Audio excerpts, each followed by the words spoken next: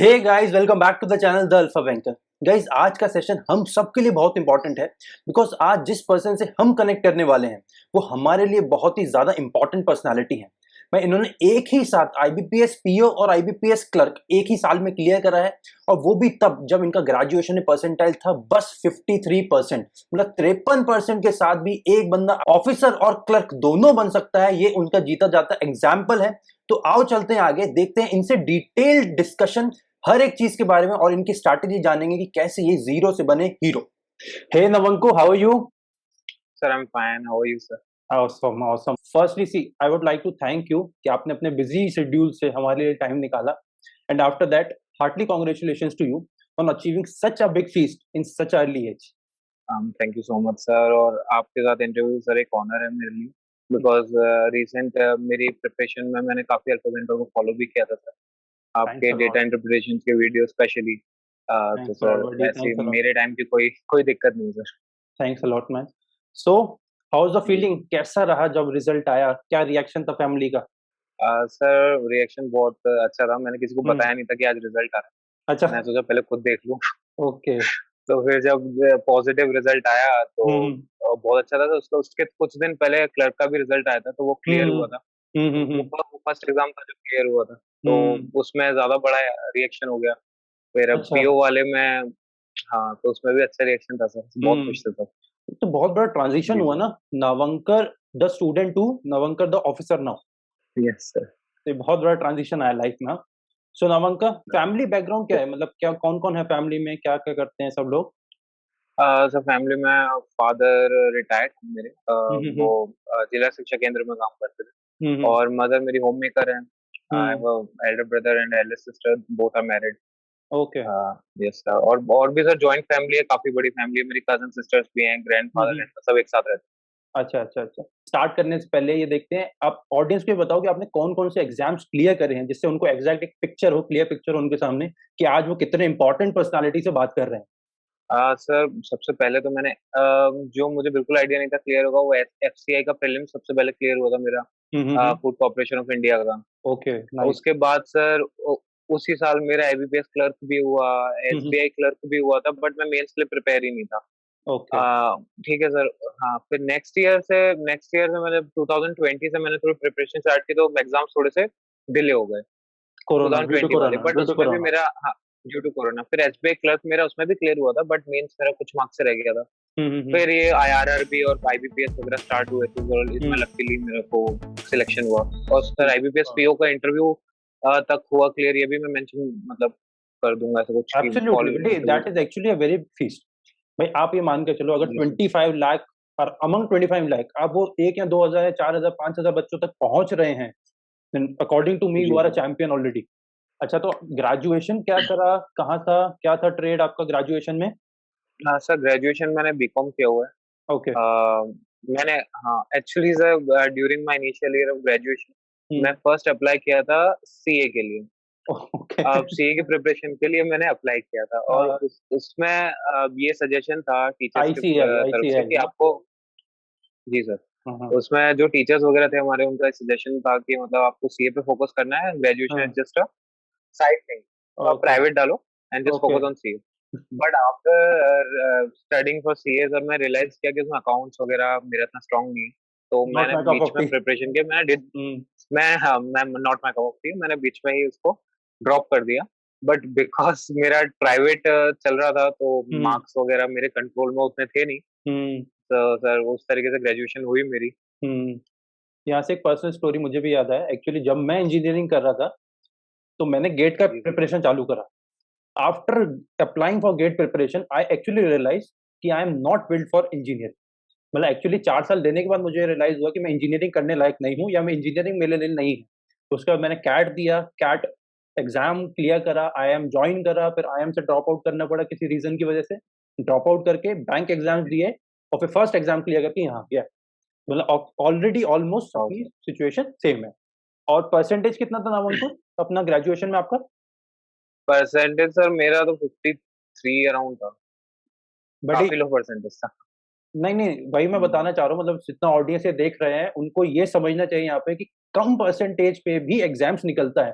क्योंकि मैंने बिल्कुल कई बिल्कुल सारे बच्चे ऐसे देखे हैं नवंकुर, ट्रस्ट मी, जिनको हमेशा यही डाउट रहता है कि भाई हमारे सर 40% है, 45% है, 50% है, 55% है, मतलब बेंच मार्क जो मान के चलते हैं कि भाई 60% अबव इज फर्स्ट क्लास। तो बस सर हम फर्स्ट क्लास हम्म ग्रेजुएशन हमारे मार्क्स नहीं है, तो क्या हम अप्लाई कर सकते हैं कि नहीं? और अगर हम अप्लाई भी कर देंगे तो कितने कम, क्योंकि कितने कम परसेंट चांस होंगे कि सर हम क्लियर कर पाएंगे? तो ये आप उन लोगों के लिए सर एग्जाम्पल मैं बन मेरे पाओगे। साथ बिल्कुल सेम स्टोरी थी। हम्म। मैं तो सर इतने कम परसेंटेज से ये सोचता था कि अब मैं हमेशा क्लरिकल के लिए जाऊंगा, बिकॉज ओके इंटरव्यू में तो शायद मेरे परसेंटेज से रिजेक्ट हो जाऊंगा। ओके हो गया। So तो seriously, really, you would be an example for everyone out there जिनके 60 से लो परसेंटेज है और जो हमेशा ये सोचते हैं कि बैंक एग्जाम्स उनके लिए नहीं। बिकॉज आप ये प्रूव करते हो कि जी जी 60 से कम परसेंटेज होने के बाद भी आप ऑफिसर और क्लरिकल दोनों ही एक साल में भी क्लियर कर सकते हो। अच्छा जी जी नवंको, ईयर ऑफ पास आउट क्या है आपका? पासिंग सर आउट कब का है? 2018। 2018। 2018 अच्छा, और जी सर। कितने कितने अटेम्प्ट दिए अभी तक? Sir attempts in all the exams तो सर मैंने हम्म एग्जाम्स काफी दिए, हम्म बट मेंस जो मेरा अटेम्प्ट था, मेंस हम्म मेरे सर 2019 से मैं मेंस देना स्टार्ट किया था। एक दो एग्जाम्स मैंने 2019 में दिए थे, hmm FCI and IBPS clerk. Hmm after that मुझे एसबीआई क्लर्क भी दिया मैंने, हम्म। और आईबीपीएस क्लर्क दोबारा दिया, जो ओके। मेरा नहीं हुआ था। और बट 19 के बाद 20 में? आरआरबी, जी सर। ओके फिर सर आरआरबी का मेरा फर्स्ट टाइम प्रीलिम्स क्लियर हुआ था, बिकॉज जो मेरा स्ट्रॉन्ग सब्जेक्ट रहा है हमेशा से वो इंग्लिश रहा है, ओके। स्पेशली इन प्रीलिम्स और कॉमर्स आरआरबी में प्रीलिम्स में। कॉमर्स हाँ स्टूडेंट इंग्लिश में ही तो खेलते हैं सर सारा। जी बिल्कुल। सर, तो हम्म आरआरबी में प्रीलिम्स में इंग्लिश ही नहीं आती, हम्म। ऊपर से इतना हाई कट ऑफ, हाँ तो मैं कभी या आरआरबी की नहीं सोचता था। ओके या but still luckily I cleared and amazing feast actually, again I would like to say that. So Navkur, thank अच्छा जो एक डाउट मुझे बहुत दिनों से है, I I have been in contact with you for like 4-5 months. तो एक जो मुझे यू। Yes doubt sir. था वो ये कि why only you chose banking? भाई एक जो एक बीकॉम कैंडिडेट है, वो सीए की प्रिपरेशन कर रहा है, उसके पास आगे यूपीएससी जी है, सर। फिर और एग्जाम्स है, जी एसएससी सर। है, बैंक का एग्जाम दे सकता है आगे। चलो आपने तो एक इंजीनियरिंग कैंडिडेट नहीं हो, नहीं तो इंजीनियरिंग के पास गेट होता है, क्या वो होता है, कैट होता है, जीआरई, जी मैट, इतने सारे एग्जामिनेशंस में अकेले बैंक ही क्यों चूज करा? ऐसा क्या लगा बैंक में? सर एक्चुअली इनिशियली मैंने एसएससी से स्टार्ट किया था, जब हम्म। मैंने फर्स्ट कोचिंग अपने दोस्त के साथ लगाई थी। ओके। बट सर एसएससी के साथ में बैंक भी था, वो एक कॉम्बो ऑफर था। अच्छा। तो सर बैंक, हाँ हम्म सर बैंकिंग में सर एक तो मुझे ये रियलाइज हुआ कि हम्म काफी सारे एग्जाम्स आते हैं सेम सिलेबस पे, सेम पैटर्न पे, और बिल्कुल। एसएससी में जो पैटर्न होता है थोड़ा सा अलग हो जाता है, प्लस हम्म एसएससी के जो एग्जाम प्रोसीजर है, जो रियलाइज हुआ मुझे, काफी सर डिले हम्म हो जाती है, काफी हम्म लेट हो जाती है, बट बैंकिंग इज समथिंग बहुत क्विक है। हम्म। तो ये सब चीजें, और दूसरी सर मेरे फैमिली में भी कुछ लोग बैंक से हैं, तो मुझे एक ओके। आइडिया है बैंकिंग की लाइफस्टाइल वगैरह का, और इम्पोर्टेंस ऑफ बैंकिंग तो सर सभी जानते हैं, अभी रिसेंटली एग्जैक्टली कोविड में एग्जैक्टली। भी बैंकिंग इज समथिंग जो चल रही है, तो सर बैंकिंग तो है एब्सोल्युटली ही बहुत अच्छी चीज, एब्सोल्युटली जिसके लिए देख एब्सोल्युटली। सकते हैं अपन। मतलब फैमिली बैकग्राउंड ही पहले से था, तो एक इमेज बना हुआ था हमेशा से कि बैंकिंग इंडस्ट्री जी एक सर बिल्कुल। जॉइन करने लायक इंडस्ट्री है, कि कर सकते हैं। बिल्कुल सर है बिल्कुल। ना? मतलब आफ्टर दैट ये जितना नेगेटिविटी चल रहा है on all along with privatisation and everything, एक होप था कि बैंकिंग इंडस्ट्री अच्छा है, क्योंकि बैंकिंग इंडस्ट्री एक पब्लिक बिल्कुल वेलफेयर सर। में काम कर रहा है। बिल्कुल सर। बिल्कुल। और गवर्नमेंट स्कीम्स वगैरह पहुंचाना शायद हम्म। बैंक की सबसे बड़ी रिस्पॉन्सिबिलिटी होती है, तो वो सब चीजें भी एब्सोल्युटली आती हैं। एब्सोल्युटली। और उसी के साथ नवंकुर, एक चीज हाईलाइट करना चाहूंगा। अभी मैं पीछे कुछ दिन पहले आर्टिकल पढ़ रहा था, according to that article 77% of all the government schemes are actually applied through banking sector. तो बैंकिंग सेक्टर बिल्कुल बहुत सर। इंपॉर्टेंट है, उसमें भी पीएसबी, बिकॉज आपने जितना भी अभी देखा हो, अगर आपने नाम सुना हो एक पीएम स्वनिधि, अगर स्कीम का नाम जी सुना, सर। उसमें जितने भी ये लोकल वेंडर्स थे, हॉकर्स थे, उनको ten local thousand vendors. Total एक माइक्रो लोन दिया था, 10,000 का। वो इसलिए दिया था बिकॉज जी जिससे सर। उनका एक लाइवलीहुड वापस आ सके, जितने लोग अनएम्प्लॉयड हो गए थे, बिल्कुल। या जो छोटी छोटी शॉप्स थे, उनका लाइवलीहुड वापस आ सके। जी सर। एक अगर आपने कभी लिस्ट नहीं देखी होगी, बिकॉज ये बैंकिंग इंडस्ट्री में एक वो लिस्ट बहुत सर्कुलेट हुआ था, उसमें जी सर। जितने भी बैंकिंग सेक्टर अपना ये पीएसबीज थे, सारे के सारे जी जी। PhDs were among top. ठीक है। बट प्राइवेट सेक्टर की अगर आप बात हम्म। करें, तो जैसे मैं अपना बैंक की बात करूं, तो मेरे बैंक ने अराउंड दिया था 40,000, कोई बैंक दे रहा 50,000 लोन्स, मतलब 50,000 लोन्स पर जी ऑफ सर। पर 10,000, 60,000, 1 लाख, जी सर। मतलब 1-1 लाख लोग लोन दिया था गवर्नमेंट बैंक्स ने। वहीं अगर प्राइवेट बैंक्स की बात करें, तो किसी ने एक लोन दिया था, मतलब एचडीएफसी, पूरे एचडीएफसी एम्पायर ने 2 लोन दिए थे, एक्सिस बैंक एक लोन। तो वो आपकी बात ठीक है कि पब्लिक वेलफेयर में गवर्नमेंट बैंक्स के अलावा और कोई काम नहीं कर सकता। जी तो सर। आपका पॉइंट बहुत अच्छा था। अच्छा और एक और पॉइंट यहाँ पे क्लियर करने वाला ये है, हमको आप हिंदी मीडियम से हैं कि इंग्लिश मीडियम से? सर मैं इंग्लिश मीडियम से हूँ। इंग्लिश मीडियम से, मतलब इंग्लिश थोड़ा जी अपना सर। टच हमेशा से बना हुआ था इंग्लिश के साथ। बिल्कुल, बिल्कुल सर। अच्छा, मैं उनको ये एक चीज़ जो बहुत इम्पोर्टेंट रहती है, और मैंने एक कई बार सेशन भी लिया है इसके ऊपर, बट आपसे क्लियर करना जी चाहूँगा सर। बिकॉज़ आप एक वो कैंडिडेट हैं जिनको अब बच्चा एज़ अ एग्ज़ाम्पल ट्रीट करेगा कि भई आप एग्ज़ाम क्लियर करके आए जी, हैं। भाई मुझे 2 साल हो चुके, जी। एग्ज़ाम क्लियर करे हुए, बट आप अब एग्ज़ाम्पल बनोगे तो हुँ, आपसे ये क्योंकि आप अब जो बोलोगे बच्चे वो मानेंगे। तो आपसे ये सुनना चाहता हूँ जी कि सर। आपका क्या टेक है इस बात पे, कोचिंग वर्सेस सेल्फ स्टडी? क्योंकि मैंने बहुत बच्चे देखे जो हर बार मुझसे यही, और हर नया बच्चा, चाहे वो प्रिपरेशन आज चालू भी जी ना सर। कर रहा हो, पर उसका प्रिपरेशन चालू करने से 10 दिन पहले ये क्वेश्चन होता है कि सेल्फ स्टडी करें या कोचिंग करें। तो उसके ऊपर आपका क्या टेक है? Sir in my my view sir self study सबसे वाइटल चीज़ है। हुँ, आप कोचिंग लगा लें, नहीं लगाएँ, ठीक है, आपके ऊपर डिपेंड करता है। अगर आपको कोचिंग की नीड लग रही है, आप लगा सकते हैं। हुँ, बट कोचिंग के बाद भी जो हुँ, सेल्फ स्टडी काम करती है, वो कोचिंग नहीं कर सकती कभी। आपको खुद से बैठकर एनालाइज़ करना पड़ता है कि यार ये इस टाइप के क्वेश्चंस नहीं बन रहे मुझ पे, या हुँ, फिर हुँ, ये चैप्टर मुझे ज़्यादा दिक्कत दे रहा है। हुँ, हुँ, मुझे हुँ, कितनी हुँ, प्रैक्टिस की ज़रूरत है। Sir self absolutely. स्टडी के बिना तो मुझे नहीं लगता कि इतना जो लंबा प्रोसीजर होता है, इतना लंबा सिलेबस जो है सर, हुँ, हुँ, वो हुँ, आप उस चीज़ को अचीव कर सकते हो बिना सेल्फ स्टडी के। हुँ। एंड आपका क्या रहा था प्रोसीजर, मतलब पहले एसएससी का कोचिंग करा, फिर उसके बाद बैंक का कोचिंग करा था या फिर ऑल टुगेदर सेल्फ स्टडी में गए थे? नहीं सर, जो एसएससी प्लस बैंक की मेरी जो कोचिंग थी हुँ, वो मैंने थोड़े दिन की थी, बट वो काफ़ी पहले मेरी खत्म हो गई थी, क्योंकि मैंने सोचा ओके। था कि ग्रेजुएशन के साथ ही मैंने लगा ली थी, बट क्योंकि बार-बार एग्ज़ाम्स आते हैं ग्रेजुएशन के, तो मेरी हुँ, प्रिपरेशन लगातार हो नहीं पा रही। हुँ, हुँ, हुँ, हुँ, जब वो कोचिंग का टेन्योर खत्म हुआ, आफ्टर हुँ, दैट मैंने यूट्यूब और कुछ वीडियो कोर्सेज़ से हुँ, हेल्प ली, और मुझे रियलाइज़ हुआ कि हाँ, जो कोचिंग पे मैंने पढ़ा था, वो ही चीज़ या और सारी चीज़ें मुझे वीडियो कोर्स पे यूट्यूब पे मिल पा रही है। तब हुँ, मैंने फिर कोचिंग की नीड नहीं समझी। मैंने खुद ही अपनी ओके, स्टडी ओके। वगैरह अपने हिसाब से मैनेज करी। मतलब यू और did all together all that with self study. Hmm, serious में जी सर। सुपर्ब! सुपर्ब! ये बहुत अच्छा पॉइंट आपने यहाँ पे बताया, बिकॉज़ काफ़ी सारे बच्चे ऐसे हैं। इससे एक और क्वेश्चन मेरे दिमाग में आया, आपका इस पे क्या टेक है जो जी सर। बच्चे नई-नई टाइप की जो क्लासेस आती जा रही हैं आजकल बाज़ार में, इनके टाइटल्स जी बताता सर। हूँ आपको, एडिटोरियल क्लासेस, शॉर्टकट जी क्लासेस, सर। शॉर्टकट कैप्सूल जी क्लासेस, सर। इस पे क्या टेक है आपका? क्योंकि भाई मैं तो हमेशा हर अ वीडियो में बोलता हूँ इनके बारे में कि भाई मेरे लिए तो ये है non essential classes, NEC, non essential classes, that's it. आपका क्या टेक है इस पे? आप ये बताओ? सर शॉर्टकट्स, शॉर्ट ट्रिक्स वगैरह सर मैंने भी शुरुआत में काफ़ी प्रिपरेशन में सुनी थी। हुँ, बट उनमें मैं रियलाइज़ कर चुका था कि जो शुरुआत में किसी चैप्टर के जो 10-12 क्वेश्चन्स होते हैं वन लाइनर्स, हुँ, उनके ऊपर कोई ट्रिक फ़ॉलो हो जाती है, हुँ, और जब वो मेन क्वेश्चन्स आते हैं और वो सारी ट्रिक्स फ़ेल हो जाती है सर, बिल्कुल। एट लास्ट कॉन्सेप्ट ही बचता है, जो चैप्टर का है। तो तो सर ये शॉर्ट ट्रिक्स वगैरह मेरे हिसाब से एग्ज़ाम निकालने के पॉइंट ऑफ व्यू से तो ज़्यादा हेल्पफुल मुझे तो नहीं दिल लगती। खुश करने के पॉइंट ऑफ व्यू से अच्छा है गालिब, पर एग्ज़ाम नहीं निकलेगा इससे। बिल्कुल जी सही सर। बात है, मतलब आई एक्चुअली कंकर विद इट, बिकॉज़ मैं हमेशा हर वीडियो में यही बोलता हूँ सबको कि work on your fundamentals, because fundamentals अच्छे नहीं होंगे, बिल्कुल। तो कोई शॉर्टकट ट्रिक आप एज़ अ कैप्सूल तो यूज़ कर सकते हो। भाई वो 4 क्वेश्चन में तो लगा लोगे, पर जिस दिन अगर उस क्वेश्चन की बिल्कुल। उन्होंने क्वेश्चन मुश्किल ना करते हुए क्वेश्चन की इंग्लिश भी चेंज कर दी ना, तो क्वेश्चन आपका वहीं बंटाधार हो जाएगा, बिकॉज़ वो क्वेश्चन का आप हाँ, शॉर्टकट किसी और का पढ़ के आए हो। भाई अगर आप टाइम स्पीड डिफरेंस का आज बात कर लो, शॉर्टकट आपने कुछ पढ़ लिया, भाई हमें ये ऐसे-ऐसे करके ये आंसर निकालना है। एक ए, बी की जगह उन्होंने एक्स, वाई भी रख दिया तो भी आप कन्फ्यूज़ हो जाओगे कि एक्स कौन-सा है, वाई कौन-सा है, ए में, और ए और बी में क्या है। शॉर्टकट बिल्कुल ट्रिक सर, से तो बिल्कुल। इसीलिए मैं हमेशा अगेंस्ट रहता हूँ शॉर्टकट के, और बच्चे पता नहीं क्या हो गया है आजकल। और अकॉर्डिंग टू ये जो मुझे एडिटोरियल क्लासेस का भी इसलिए कोई फंडा समझ नहीं आता, बिकॉज़ एडिटोरियल क्लासेस का सीधा फंडा ये है, कोई आपके लिए एडिटोरियल पढ़ेगा और आपको आपके लिए कोई हिंदी इंग्लिश हाँ, पढ़ेगा और आपका एग्ज़ाम निकल जाएगा।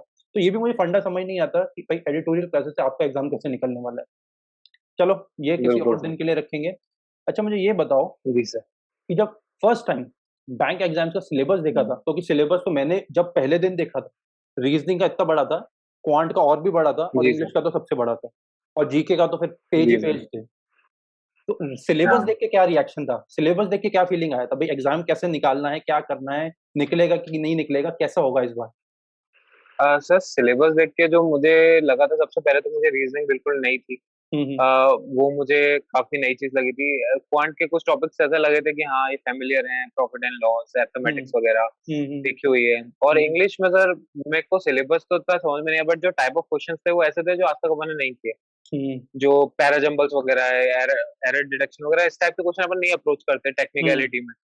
तो वो सर थोड़ी चीजें अलग थी, बट हाँ मुझे इंटरेस्टिंग लगे थे टॉपिक सर, स्पेशली रीजनिंग मुझे काफी इंटरेस्टिंग लगा था। और जो या करंट अफेयर्स है वो तो सर एसएससी में उन्होंने बहुत वास्ट पढ़ा दिया था मुझे, बट वो चीज भी अच्छी थी, बट वो उतना बैंकिंग से रिलेटेड नहीं था, वो या करंट अफेयर ज्यादा था, तो वो या इंटरेस्टिंग लगता था मुझे कि हम्म अपडेटेड रहना करंट अफेयर्स क्या हम्म हो रहा है। हम्म। इंटरेस्टिंग लगा था, बट हाँ सिलेबस काफी वास्ट।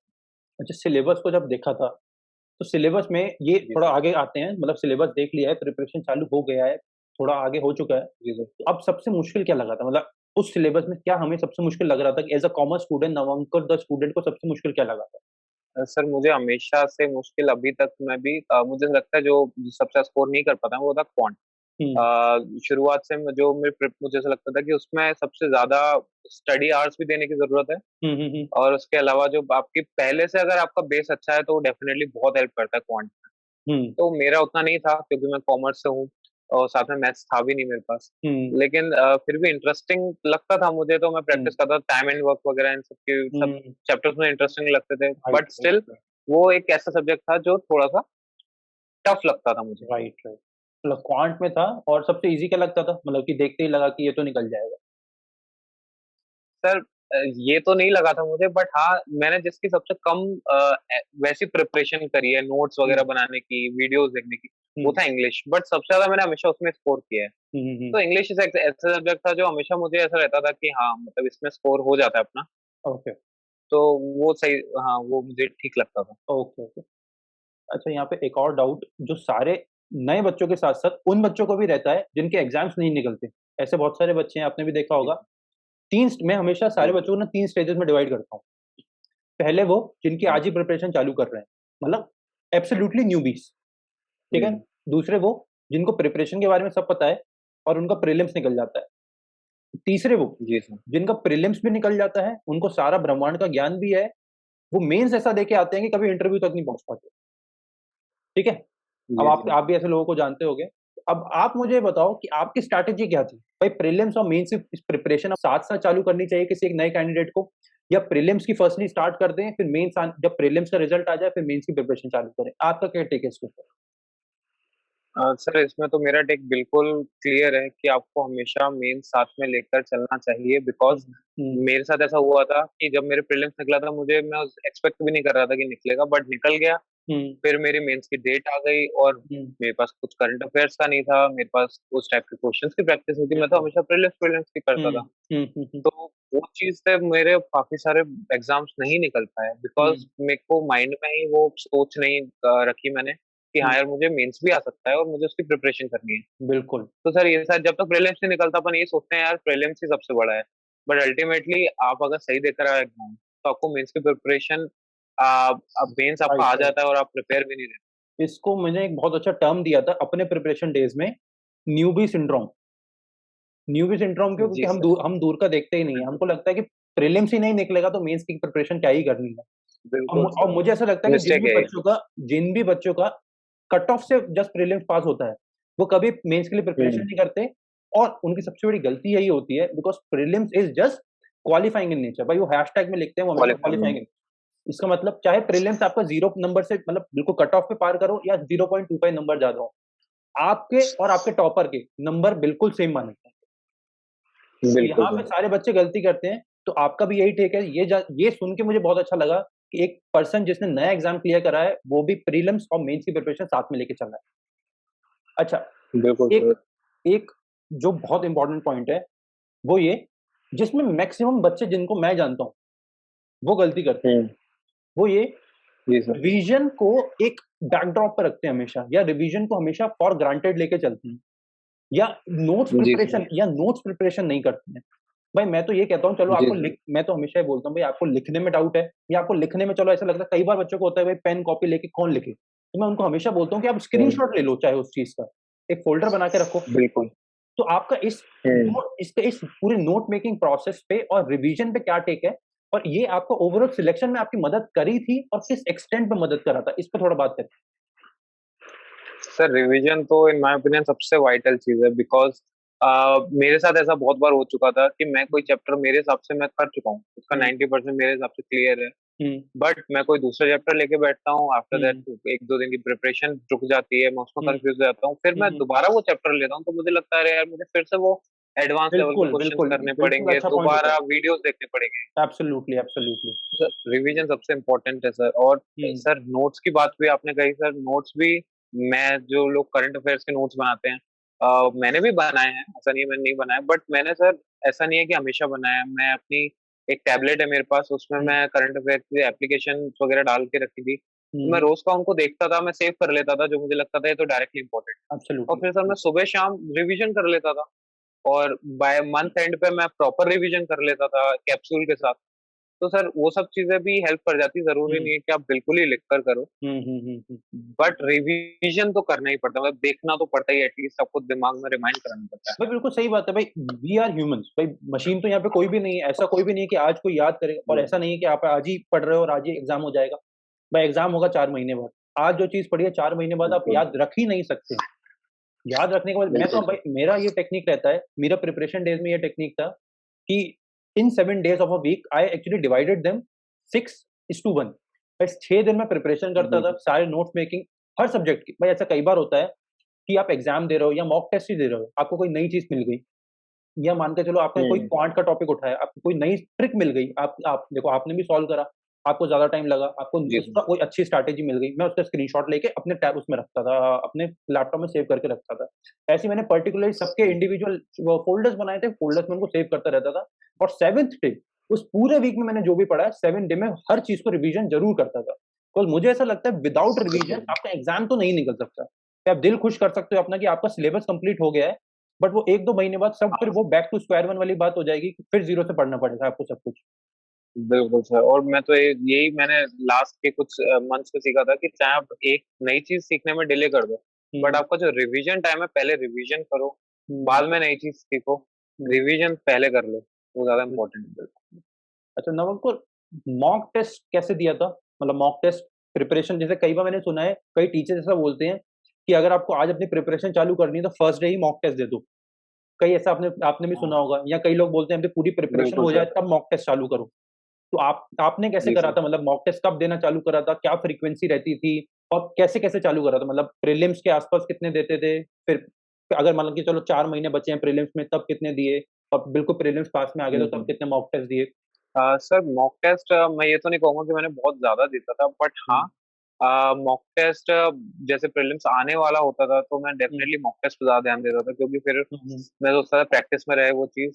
हम्म। और मॉक टेस्ट एनालिसिस में तो मेरे को लगता था कि मैंने 2 मॉक टेस्ट दे दिए, मैं राइट उनका राइट। एनालिसिस कर लूं, ऐसा नहीं हो कि मैं 10-15 दे दूं और उनका कोई मतलब ही नहीं रहे, तो मैं एब्सोल्युटली भले ही मॉक टेस्ट कम दूं, लेकिन मैं उसमें से ये देख लूं कि हाँ ये मुझे क्वेश्चंस टाइम लगा रहे हैं, या कौन एब्सोल्युटली। सेक्शन में मैं पीछे रह रहा हूँ। हम्म। तो वो चीज पे मैं ज्यादा फोकस करता था। ऐसे सर मेंस जब आता था तो मैं पहले दिन पहले एक मॉक टेस्ट दे देता था मेंस का, जिससे मुझे ओके। लगता था कि अब मैं प्रेफर कहाँ स्टैंड करता हूँ। उसके बाद सर मैं उस पर वर्क करता था, फिर मैं और बीच में मैंने दे दिया एक, हम्म। फिर मैंने जाने से पहले 2 दे दिए। इस टाइप का मेरा रहता था मेंस के पॉइंट ऑफ व्यू से।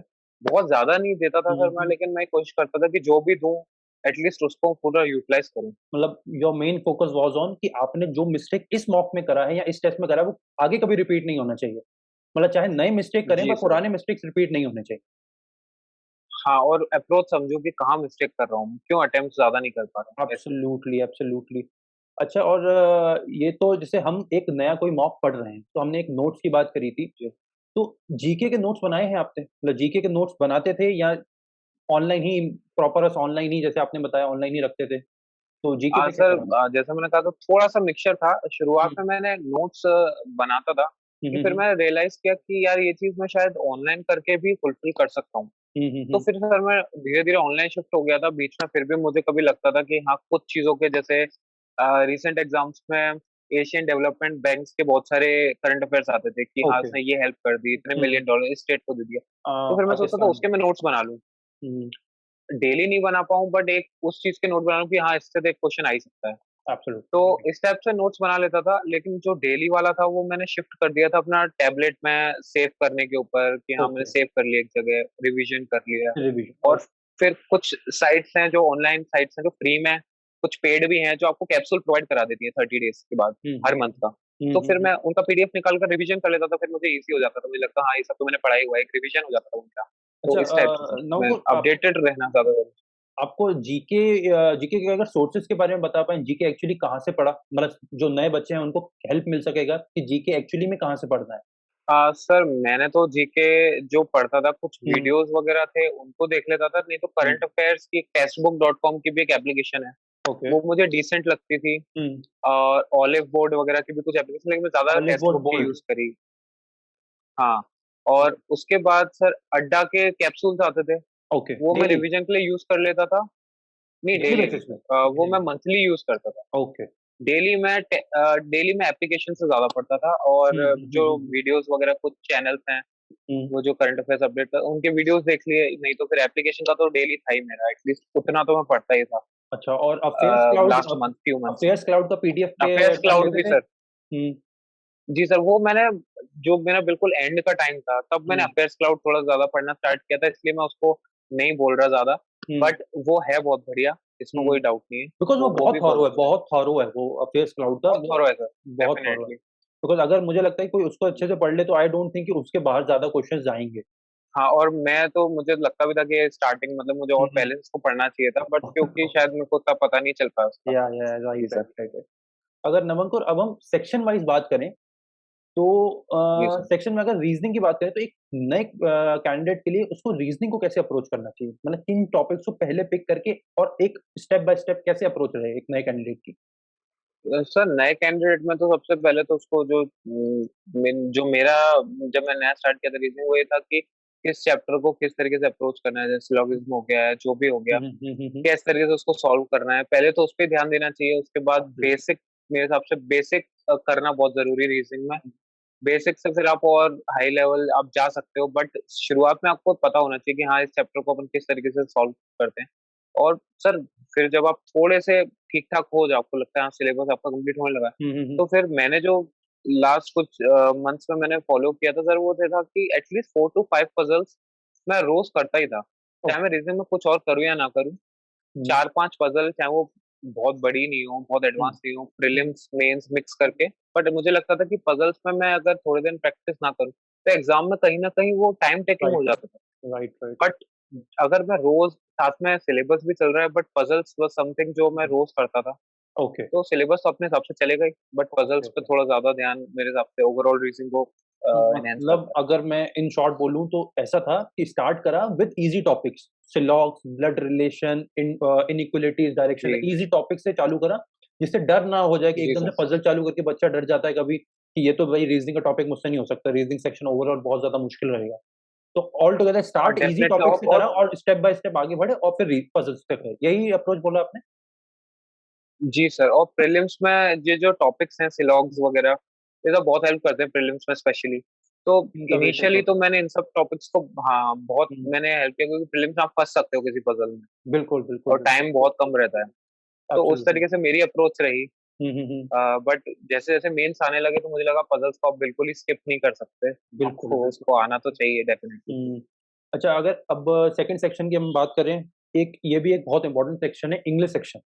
अब ये सारे हिंदी मीडियम जी बच्चों सर। के लिए, हिंदी मीडियम वाले सारे बच्चों के लिए एक नाइटमेयर होता है, और उसी के साथ साथ अगर मैं आपको बताऊं तो सारे हम्म। इंजीनियरिंग कैंडिडेट्स के लिए भी नाइटमेयर होता है। तो एक इंग्लिश का क्या स्ट्रैटेजी फॉलो करा आपने, कैसे इंग्लिश में अच्छा स्कोर करता है? सर इंग्लिश में अच्छा स्कोर करने के लिए मैंने एक्चुअली कुछ preparation as such, detailed technical preparation नहीं थी मेरी हमेशा ओके। से एक फैमिलियरिटी है इंग्लिश के साथ। मेरे को स्पोर्ट्स हम्म। वगैरह पसंद है, तो कमेंट्री वगैरह सुनता था मैं ओके। कुछ। मेरे को हमेशा से इंग्लिश से एक वो रहा। हम्म। दूसरी चीज सर, न्यूज़पेपर में मैंने ऐसा सब नोटिस किया कि करंट अफेयर्स के लिए शायद लोग न्यूज़पेपर पढ़ते हैं, बट मेरे लिए था न्यूज़पेपर इंग्लिश में सबसे ज्यादा हेल्प किया, ओके, कि ओके। कैसे मैं वो बड़े बड़े आर्टिकल्स को, मतलब लिंक नहीं छूटे आपका, आप हम्म। उसमें बने रहो, वो हम्म। टफ वोकेबलरी वर्ड्स को आप हम्म। समझो। नहीं तो क्या राइट, होता था कि पहले आप पैसेज पढ़ते थे, एक पैराग्राफ के बाद आपका लिंक ही छूट जाता, क्योंकि इतना डिफिकल्ट लगता था, आप राइट, राइट, राइट, राइट। भूल ही जाते थे क्या हो गया। बिल्कुल, तो बिल्कुल। सर वो न्यूज़पेपर पढ़ना तो मेरे हिसाब से सबके लिए बहुत जरूरी हो गया है, हम्म। क्योंकि कॉम्प्रिहेंशन साथ साथ करते चलना हम्म। सबसे टफ है, और वो न्यूज़पेपर पढ़ते हुए आप करो अगर, तो बहुत हेल्प हम्म। करता है। अच्छा, तो ये जो और कुछ बुक, हाँ, बताइए, बताइए, बताइए। और सर जो प्रैक्टिस वगैरह मेरी ज्यादा हुई वो रीजनिंग में मैं प्रीवियस ईयर पेपर्स और मॉक्स हम्म वगैरह से ज्यादा हुई। एज सच मैंने कोई बुक फॉलो नहीं करी, हम्म। बट वोकेबलरी पे ज्यादा ध्यान दिया और न्यूज़पेपर पे ज्यादा ध्यान। नमन को यहाँ पे एक और क्वेश्चन जो मेरे माइंड में आ रहा है, जो काफी सारे बच्चों को डाउट होता है, बिकॉज जितने भी नए बच्चे हैं या पुराने बच्चे उनके साथ सब बच्चे मुझसे बार बार यही पूछते जी हैं। सर। वो ये कि क्या ग्रामर पढ़ना बहुत ज्यादा जरूरी है, कि बिना ग्रामर पढ़े एग्जामिनेशन निकल सकता है, या बिना वो पेड क्लासेस ज्वाइन करे या वो हेफ्टी क्लासेस ज्वाइन करे, बिना जो एक ग्रामर की एक्चुअली होती है जो बच्चे बहुत ज्वाइन करते हैं आजकल, तो क्या बिना ग्राम, क्योंकि जी मैंने ये सर। देखा कि बच्चे ग्रामर पे बहुत ज्यादा फोकस करते हैं, और आप बोल रहे हो, आप इनका ऑपोजिट जी कुछ सर। बोल रहे हो कि आपने वोकैब पे ज्यादा फोकस करा। तो क्या बिना ग्रामर के और वोकैब पे ज्यादा फोकस करके एग्जाम निकल सकता है? इस पर थोड़ा बताइए। सर मेरे केस में तो बिल्कुल निकल सकता है, क्योंकि मेरे को ग्रामर की कोई ज्यादा क्योंकि मुझे सर ग्रामर के रूल्स अभी भी नहीं आते as such. Hmm but sir एक शायद फेमिलियरिटी जो लैंग्वेज के साथ रहती है वो हम्म ज्यादा इंपॉर्टेंट हो जाती है। हम्म हाँ, जिसको शायद बिल्कुल ही कुछ नहीं आता इंग्लिश की रीडिंग में, या मतलब बहुत बिगिनर है जो, शायद हम्म वो थोड़ी ग्रामर की हेल्प ले सकते हैं। हम्म बट मैं उस पर कमेंट नहीं कर सकता क्योंकि मेरे साथ ऐसा नहीं था।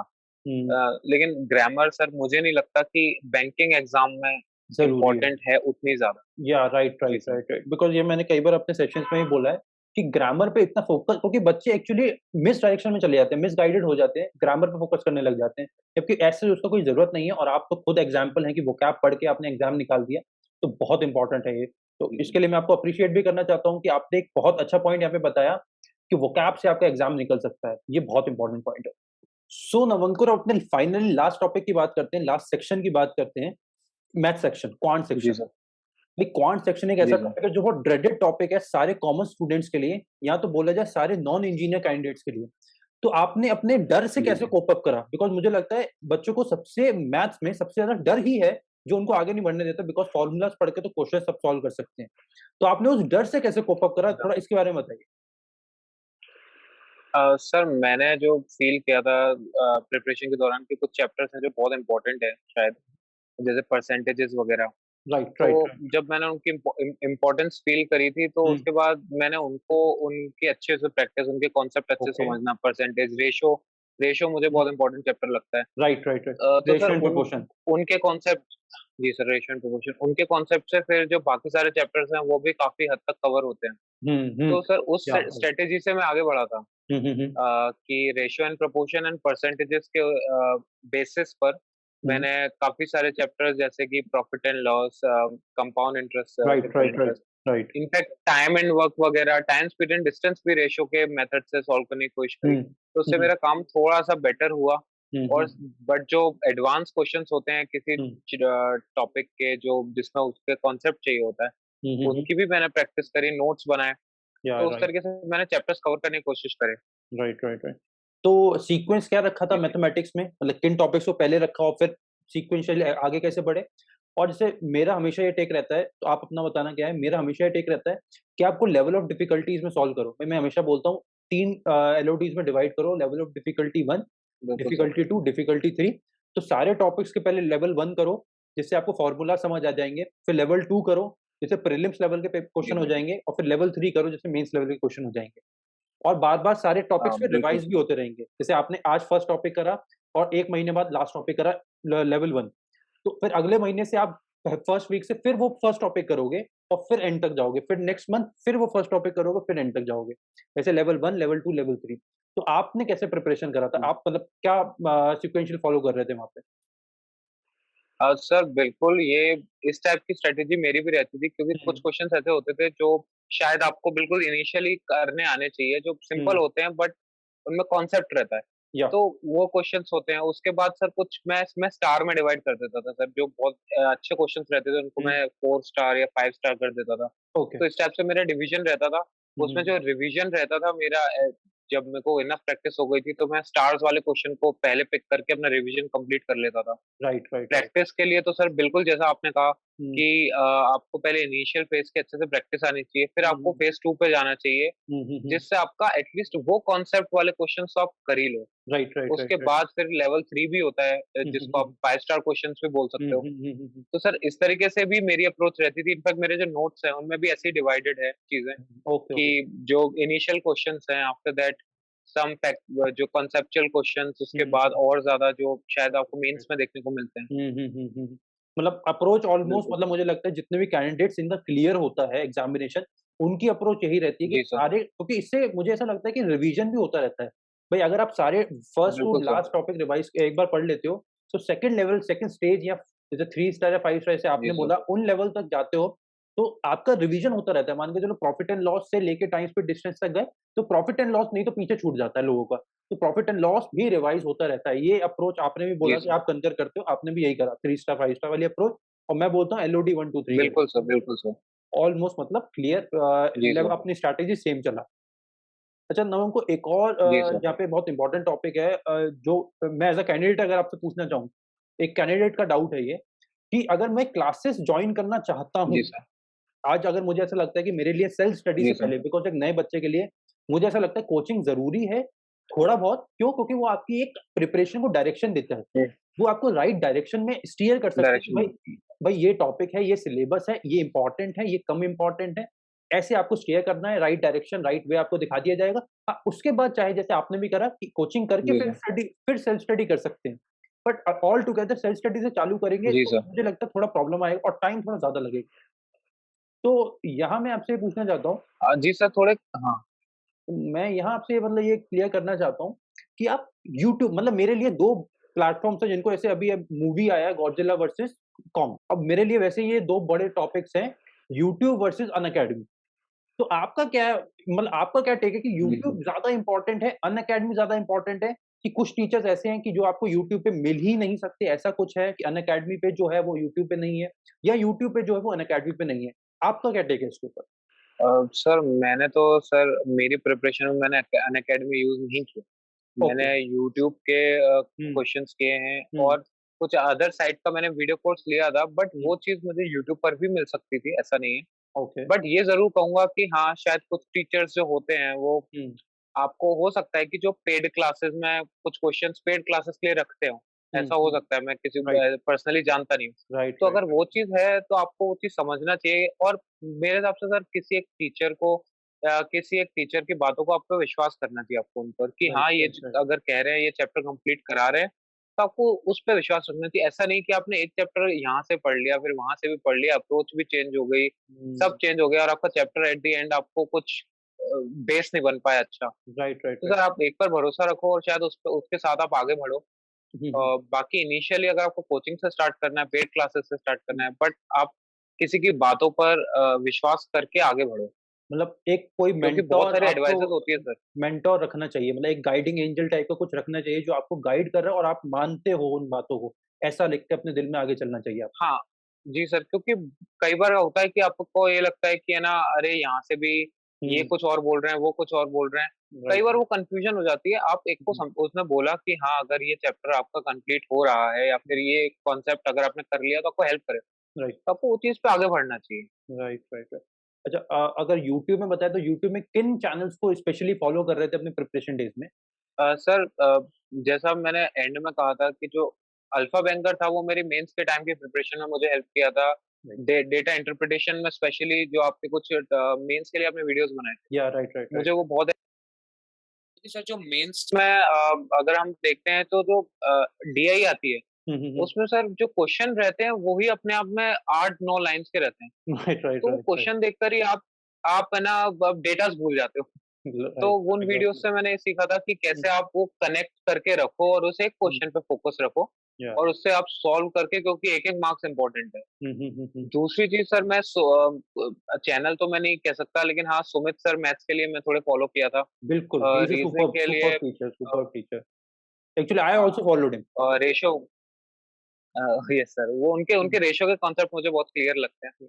और राधे मैंने सर उनसे की रीज़निंग उनसे वगैरह मैंने एक बहुत चैनल आता है। अच्छा, यहाँ पे मैंने सुमित सर से बताऊँ तो एक बहुत इम्पोर्टेंट चीज़ सीखी थी, जिसको अगर आपने, जैसे आप बोल रहे हो कि आपने मुझे फॉलो करा है, तो आई एम डैम श्योर कि आपने भी सुना होगा, और वो टर्म है percentage to fraction and fraction to percentage conversion. ये मैंने सुमित सर से सीखा था, और बिल्कुल आज सर। तक मुझे याद है कि मेरी प्रिपरेशन में कितना इम्प्रूवमेंट लेके आई थी ये चीज़। और अब जितने भी स्टूडेंट्स हैं जिन जो मुझे कुछ मानते हैं या अल्फा बैंकर को कहीं न कहीं छोटा-सा भी फॉलो करते हैं, उनको मैं हमेशा 10 बार ये बात बताता हूँ, याद कराने की कोशिश करता हूँ कि कितना इंपॉर्टेंट है इतनी छोटी सी चीज परसेंटेज टू फ्रैक्शन कन्वर्जन, और कितना इंप्रूवमेंट लेके आ सकता है आपके ओवरऑल क्वांट के स्कोर में।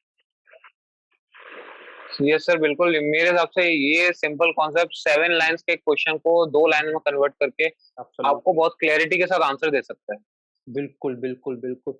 अच्छा, फाइनली नवंकुर, अगर किसी इम्पोर्टेंट बुक्स की बात करें, अगर कुछ इम्पोर्टेंट बुक्स आपने फॉलो करी हो और ऑडियंस को बताना चाहें?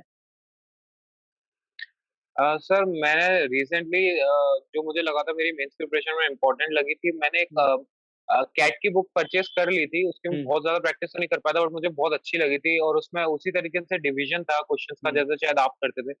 Arun Sharma, CAT by Arun Sharma actually नाम आई से हैव बुक आल्सो आती है। प्रिपेयर्ड फॉर कैट ना, तो इसीलिए वो कॉमन है।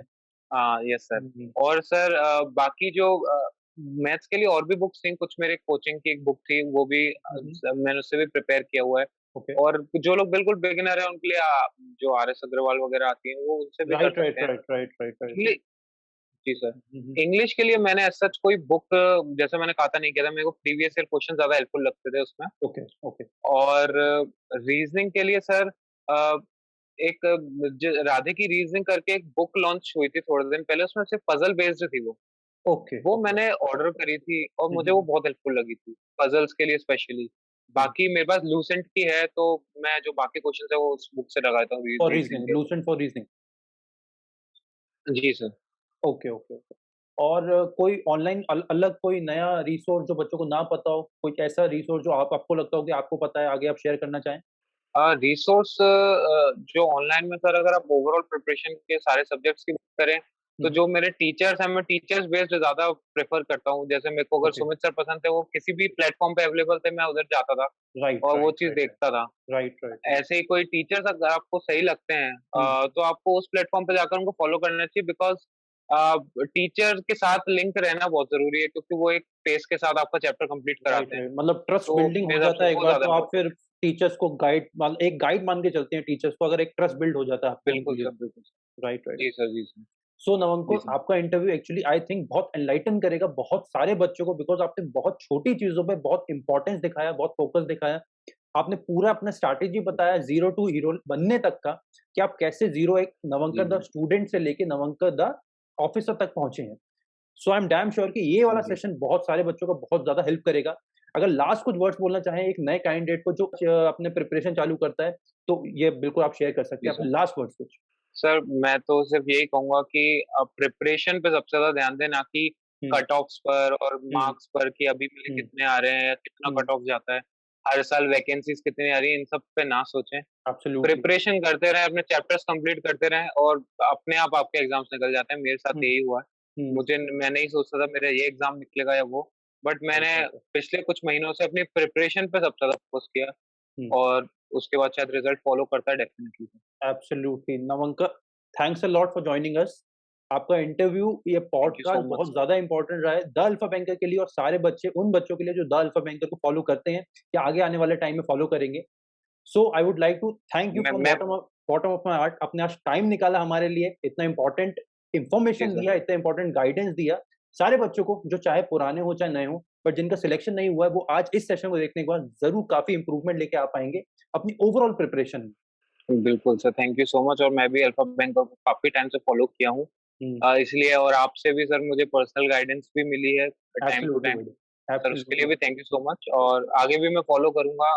मैं आगे जो भी परस्यू करता हूँ उसके लिए। Absolutely man.